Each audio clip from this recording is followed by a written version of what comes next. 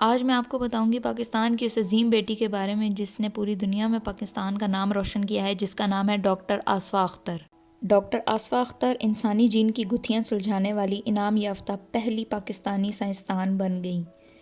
ایک سائنسدان بننے کے لیے ادارے کا مضبوط اور مستقل مزاج ہونا ضروری ہے۔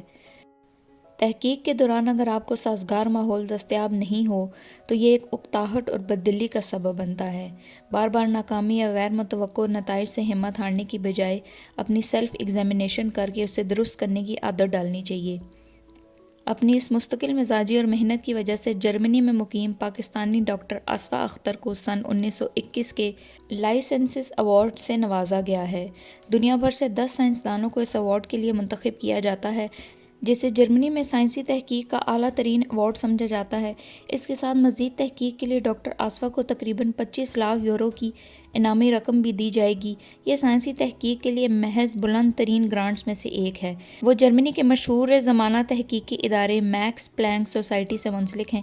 Doctor Asifa Akhtar microbiology میں اپنی تحقیق کے باعث اس سے پہلے بہت سے عالمی اعزازات حاصل کر چکی ہیں۔ ڈاکٹر آصفہ اختر سن 1971 میں کراچی میں پیدا ہوئیں۔ ان کے والد پیشے کے لحاظ سے بینکر تھے۔ وہ جب 7 یا 8 برس کی تھیں تو ان کی فیملی متحدہ عرب امارات منتقل ہو گئی، مگر کچھ عرصے بعد وہ دوبارہ کراچی آ گئے اور یہیں آصفہ اختر نے اپنا اے لیول مکمل کیا۔ اسی برس ان کی فیملی پیرس منتقل ہو گئی اور تب سے ان کے والدین پیرس میں ہی مقیم ہیں۔ ڈاکٹر آصفہ کہتی ہیں، پاکستانی معاشرے میں کچھ ایسا رجحان ہے اور یہ سمجھا جاتا ہے کہ بار بار دوسری جگہ منتقل ہونے سے بچوں کی نفسیات پر برا اثر پڑتا ہے اور انہیں نئی جگہ اور نئے اسکول میں ایڈجسٹ ہونے سے مشکلات کا سامنا کرنا پڑتا ہے۔ مگر میرے لیے ہرگز ایسا نہیں تھا، بلکہ میں نے پاکستان، عرب امارات، پھر پیرس اور لندن منتقلی سے بہت کچھ سیکھا ہے جو آگے مستقبل میں میرے کام آیا ہے۔ میں اب خود 2 بچوں کی ماں ہوں اور چاہتی ہوں کہ میرے بچے دوسرے ممالک جائیں اور وہاں کے ماحول سے سیکھیں۔ ڈاکٹر آصفہ کا کہنا ہے کہ پی ایچ ڈی وہ بہترین وقت ہوتا ہے جب ہم اپنی صلاحیتوں کو اور طاقت کو آزما سکتے ہیں، اور اسی وقت ایک سائنسدان کی مستقبل کی سمت کا تعین ہوتا ہے۔ وہ بتاتی ہیں کہ میں نے جب لنڈن کالج یونیورسٹی سے مائکرو بائیولوجی میں پی ایچ ڈی مکمل کی تو میرے پاس پوسٹ ڈاکٹریٹ کے لیے کئی آپشنز تھے۔ 90 کی دہائی میں آج کل کی طرح کیریئر کاؤنسلنگ کے ادارے، تھیسس ایڈوائزری کمیٹی یا مینٹورشپ پروگرامز نہیں ہوتے تھے، جن سے موجودہ دور میں طلباء و طالبات کو بہت مدد مل جاتی ہے۔ ڈاکٹر آصفہ کا کہنا ہے کہ میں نے جرمنی کا انتخاب اس لیے کیا کہ ایک تو وہاں تحقیقی ماحول بہت سازگار اور متاثر کن تھا، اس کے علاوہ جرمنی ایک بہت منظم قوم ہے۔ ہائیڈلبرگ میں اپنے ابتدائی دنوں میں مجھے بہت حیرت ہوئی تھی جب بس صرف 1 منٹ لیٹ ہو جانے پر لوگوں نے اس کی شکایت کی تھی۔ کہنے کو یہ ایک چھوٹی سی مثال ہے، لیکن اگر آپ غور کریں کہ زندگی میں اس طرح کا منظم نظام دستیاب ہو تو ہماری روزمرہ کی بہت سی پریشانیاں خود بخود ختم ہو جاتی ہیں۔ سائنسدانوں اور تحقیق کرنے والوں کے لیے اس طرح کا ماحول آئیڈیل ہوتا ہے، کیونکہ ذاتی زندگی کے مسائل انسان کی کارکردگی پر بری طرح اثر انداز ہوتے ہیں۔ جرمنی میں مقیم Pakistani doctor Asifa Akhtar microbiology میں اپنی تحقیق کے باعث بہت سے عالمی اعزازات حاصل کر چکی ہیں۔ 2020 میں ڈاکٹر آصفہ اختر کو میکس پلانک انسٹی ٹیوشن آف امیونو بائیولوجی کا ایڈمنسٹریٹر اور میکس پلانک سوسائٹی کا نائب صدر بھی منتخب کیا گیا تھا۔ وہ اس اہم ترین عہدے تک پہنچنے والی پہلی خاتون سائنسدان ہیں۔ ڈاکٹر آصفہ اختر پاکستان سے تعلق رکھنے والی ان چند خواتین سائنسدانوں میں سے ہیں جو کئی عالمی اعزازات حاصل کر چکی ہیں۔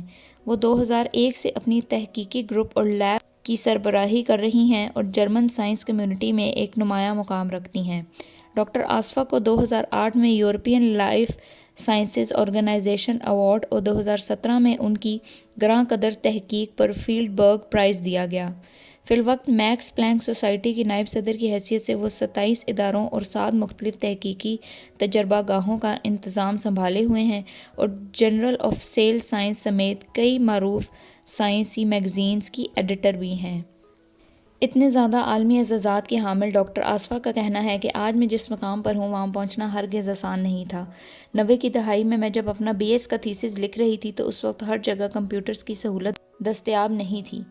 ڈیجیٹلائزیشن نے تحقیق کے میدان میں آج جو آسانیاں فراہم کی ہیں وہ ہمیں میسر نہیں تھیں۔ اس طرح دوسرے ممالک سے آنے والوں کے لیے جرمن زبان سیکھنا ایک بڑا مسئلہ ہوتا تھا، جس کا سامنا ابتدائی دور میں مجھے بھی کرنا پڑا۔ وہ کہتی ہیں کہ نئی نسل کو یہ بات ذہن نشین کرنی ہوگی کہ ایک سائنسدان بننے کے لیے ادارے کا مضبوط اور مستقل مزاج ہونا ضروری ہے۔ تحقیق کے دوران اگر آپ کو سازگار ماحول دستیاب نہیں ہے تو اکتاہٹ اور بددلی کا سامنا کرنا پڑ سکتا ہے۔ بار بار ناکامی یا غیر متوقع نتائج سے ہمت ہارنے کے بجائے اپنے مفروضات کو خود جانچ کر اس کو درست کرنے کی عادت ڈالنی چاہیے۔ ڈاکٹر آصفہ اختر اور ان کی ٹیم کی تحقیق جینیٹکس پر ہے، جو موجودہ دور میں ایک ابھرتا ہوا سائنسی تحقیقی میدان ہے۔ اس کا ایک براہ راست تعلق انسان کو وراثت میں والدین سے ملنے والی خوبیوں اور خامیوں سے ہے۔ اگرچہ ہمارے جسم میں موجود تمام سیلز ایک جیسی معلومات رکھتے ہیں، مگر یہ معلومات مختلف سیلز میں مختلف طریقے سے ترجمہ کی جاتی ہیں۔ مثال کے طور پر ہمارے ہاتھ آنکھوں کو مختلف دکھائی دیتے ہیں، جو ایک آلہ یا ٹول باکس کی طرح ہیں۔ کوئی اس سے کرسی بناتا ہے، کوئی پیانو بجاتا ہے، کوئی انہی ہاتھوں سے لکھنے کے فن میں مہارت حاصل کر لیتا ہے۔ انسانی سیلز میں معلومات کے اس ترجمے اور تبادلے کا عمل کس طرح ہوتا ہے، یہ سب بہت دلچسپ اور حیران کن ہے۔ آصفہ کہتی ہیں کہ ڈی این اے کو انسانی جسم کی ساخت اور بناوٹ سے متعلق تمام تر تفصیلات کا مرکب سمجھا جاتا ہے۔ یہ ایک آرکیسٹرا کی طرح ہے جس سے ایک دل موہ لینے والی دھن تشکیل دینے کے لیے ضروری ہے کہ موسیقی کے تمام آلات درست انداز میں صحیح وقت پر بجائے جائیں۔ اگر ان میں سے کوئی ایک آلہ بھی صحیح آواز پیدا نہ کرے تو دھن اپنا مزہ کھو دیتی ہے۔